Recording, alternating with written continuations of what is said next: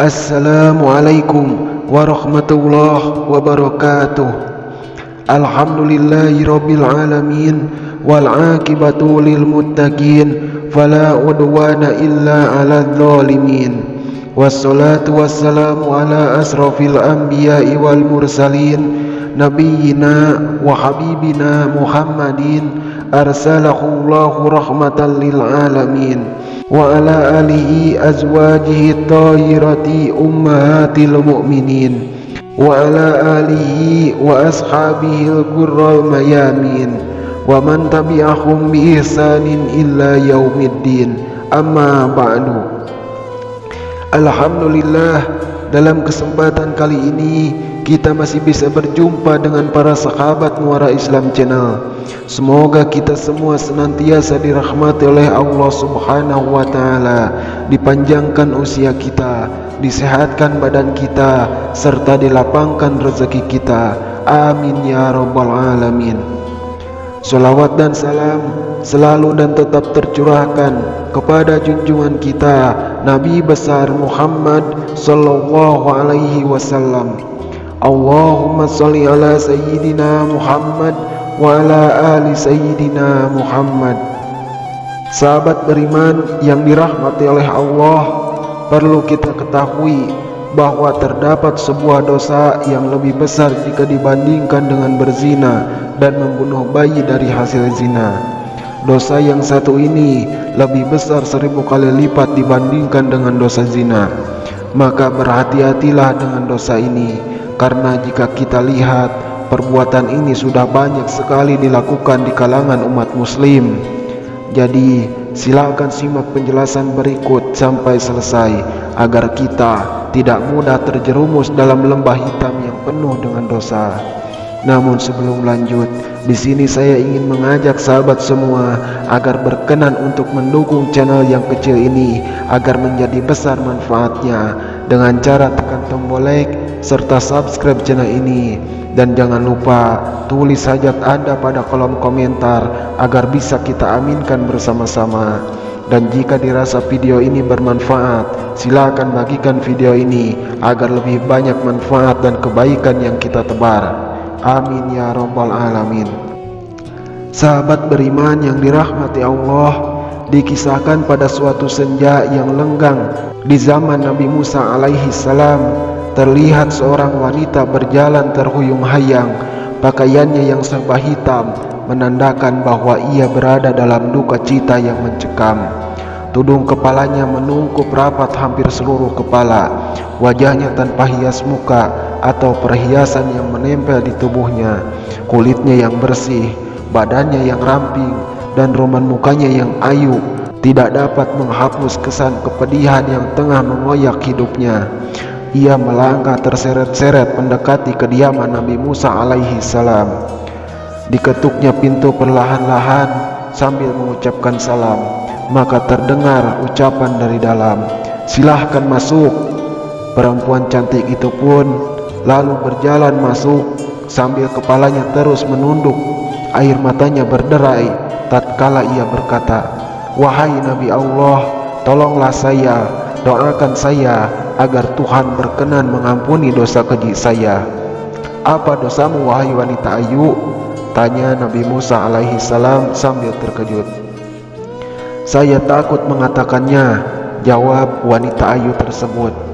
"Katakanlah, jangan ragu-ragu," desak Nabi Musa. Maka perempuan itu pun setelah ketakutan bercerita, "Saya telah berzina." Kepala Nabi Musa terangkat, hatinya tersentak. Perempuan itu pun meneruskan ceritanya, "Dari perzinaan itu saya pun hamil. Setelah anak itu lahir, kemudian saya langsung mencekik lehernya sampai mati."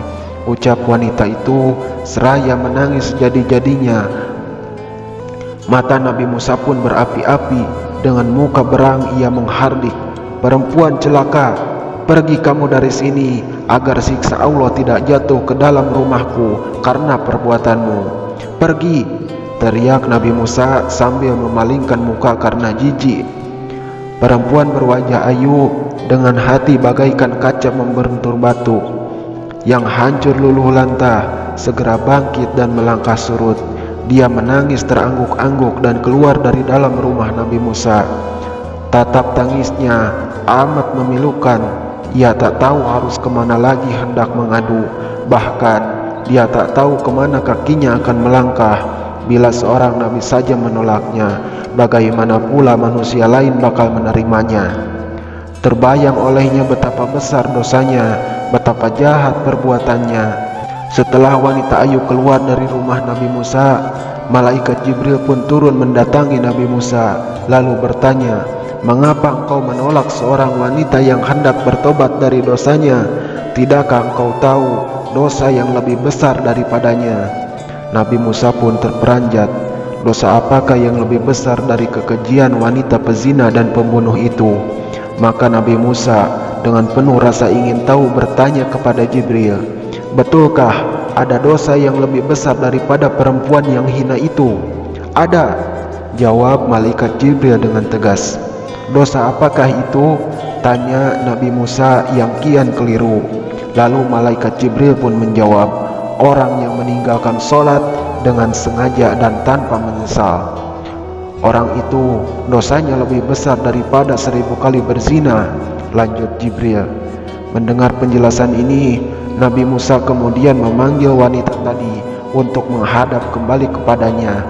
Ia mengangkat tangan dengan khusyuk untuk memohon ampunan kepada Allah Subhanahu wa Ta'ala untuk perempuan tersebut. Nabi Musa menyadari orang yang meninggalkan sholat dengan sengaja dan tanpa penyesalan adalah sama saja seperti berpendapat bahwa sholat tersebut tidak wajib dan tidak perlu atas dirinya. Berarti dia seakan-akan menganggap remeh perintah Allah Subhanahu wa Ta'ala, bahkan seolah-olah menganggap Allah tidak punya hak untuk mengatur dan memerintah hambanya. Sedangkan orang yang bertaubat dan menyesali dosanya dengan sungguh-sungguh berarti masih mempunyai iman di dadanya dan yakin bahwa Allah itu ada. Itulah sebabnya Allah pasti mau menerima kedatangannya. Dalam hadis Nabi Shallallahu Alaihi Wasallam menyebutkan bahwa orang yang meninggalkan sholat lebih besar dosanya dibandingkan dengan orang yang membakar 70 buah Al-Quran, membunuh 70 nabi, dan bersetubuh dengan ibunya di dalam Ka'bah. Ibnu Qayyim rahimahumullah mengatakan, kaum muslimin bersepakat bahwa meninggalkan sholat 5 waktu dengan sengaja adalah dosa yang paling besar, dan dosanya lebih besar daripada dosa membunuh, merampas harta orang lain, berzina, mencuri, dan minum minuman keras. Orang yang meninggalkannya akan mendapatkan hukuman dan kemurkaan Allah Subhanahu wa Ta'ala, serta mendapatkan kehinaan di dunia dan di akhirat kelak. Dari riwayat yang lain diterangkan bagaimana kejamnya siksaan bagi mereka yang meninggalkan sholat.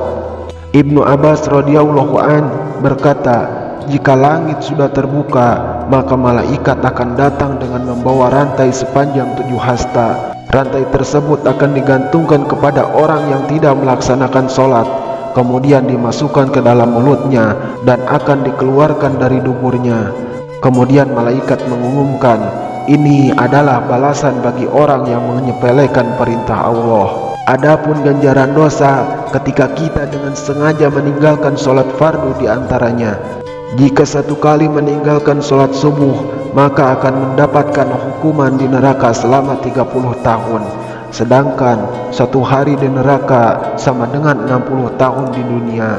Maka artinya 1 kali dengan sengaja meninggalkan sholat subuh, bersiaplah untuk menerima siksa di neraka selama 30 tahun lamanya. Jika meninggalkan 1 kali sholat zuhur, dosanya sama dengan membunuh 1000 umat muslim. Jika meninggalkan 1 kali sholat asar, sama dengan dosanya seperti meruntuhkan Ka'bah. Jika meninggalkan 1 kali sholat maghrib, sama dengan dosa berzina dengan ibunya apabila laki-laki, atau berzina dengan ayahnya jika ia perempuan. Jika meninggalkan 1 kali sholat isya, maka ia tidak akan diridhai Allah Subhanahu wa Ta'ala untuk tinggal di bumi dan akan didesak mencari bumi atau tempat tinggal yang lain. Sahabat beriman yang dirahmati Allah, sholat merupakan ibadah yang wajib, tidak bisa diwakili kepada siapapun dan jangan ditinggalkan walau satu kali pun, dalam keadaan apapun. Semoga kita menjadi orang-orang yang senantiasa menjadikan sholat sebagai keutamaan dan melaksanakannya tepat waktu, serta mampu mengajak keluarga untuk sholat tepat waktu dengan istiqomah. Wallahu a'lamu bishawab. Wassalamualaikum warahmatullahi wabarakatuh.